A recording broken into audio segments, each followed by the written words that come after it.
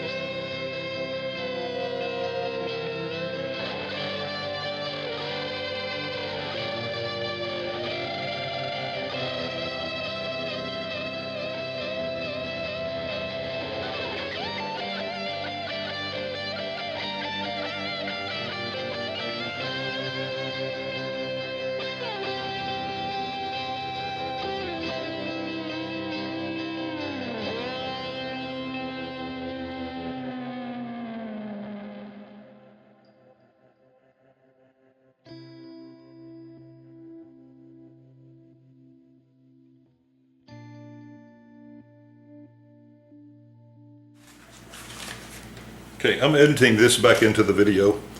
I started looking at these, and I wondered about putting little swirls out on these blue lines across there, and I did it on one of them. I really liked it, so I'm going to go ahead and do it. And all I'm doing is just taking a toothpick and just pulling a little bit of that blue paint out in that same direction that it's flowing.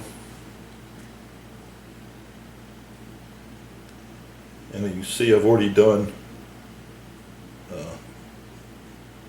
2 rows of it, and I really like the effect that it gives it.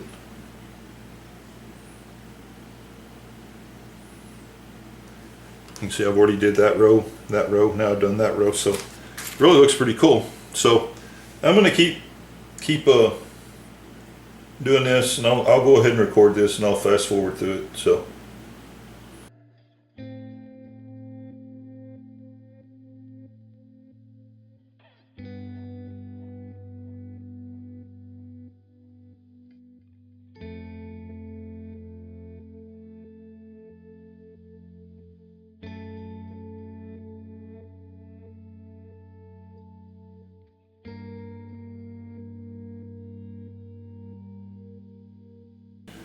well, that came out really cool. Obviously, I didn't have enough runoff to run it straight off the board. So you kind of saw what I did. I kind of started swirling it to one side and then running it around, and then it ended up giving me kind of a spiral look to it. And I got this cool little piece in the middle. You know, I've seen some of these strainer pours that come with some really cool, some of them look like faces and stuff, but you end up with some pretty cool looking stuff in the middle. But anyway, I'm real tickled with that. Not really what I was expecting, but I love it. I just used the torch. I didn't have any silicone or dimethicone or anything in there. I just used the torch to pop bubbles and stuff.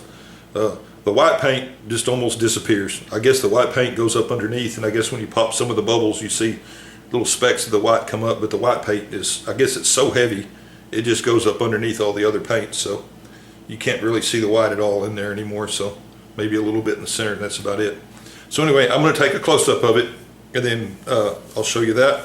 I appreciate you watching. Please like and subscribe and share my videos. Thank you.